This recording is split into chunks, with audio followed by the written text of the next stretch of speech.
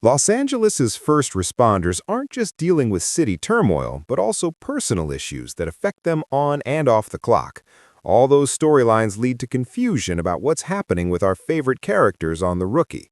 Season 8 hasn't slowed down, from undercover jobs to explosions and on-duty stabbings. Nolan and the others are always on edge. With the next episode right around the corner, here's a rundown of what's happening to our favorite characters on The Rookie in Season 8 as of Episode 11. The Rookie Season 8 Episode 12 airs Monday, March 23rd on ABC at 10 p.m. ET/PT. Catch up on all the drama on Disney Plus and Hulu. Detective Harper eats her words. Detective Harper, Makia Cox, and Lucy Chen, Melissa O'Neill, went undercover as part of an international operation run by Gray, Richard T. Jones, and Garza, Felix Solis. At that point, I thought that storyline was the most dramatic we'd see from Harper and Chen. I was wrong.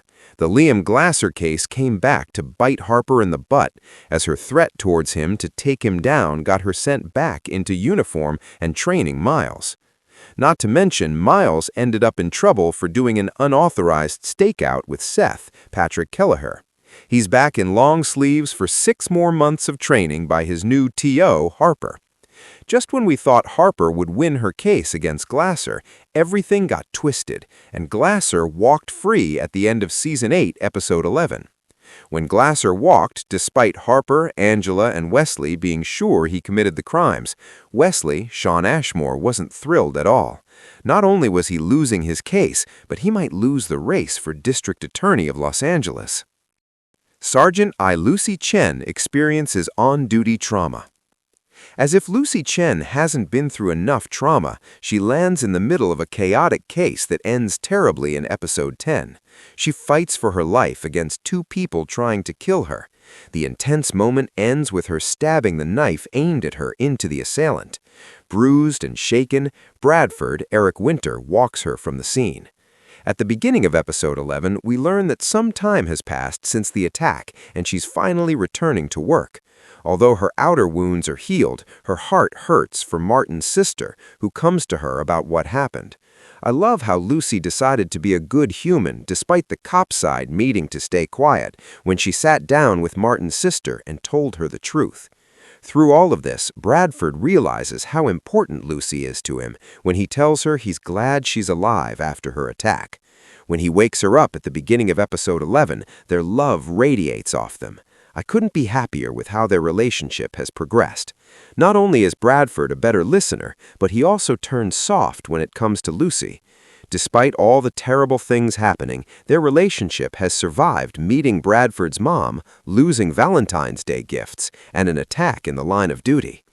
Other than Selena getting to see her man again at a work party, not much has happened for her this season. She's an excellent supportive role for both Lucy and Miles through their many ups and downs in their personal and work lives.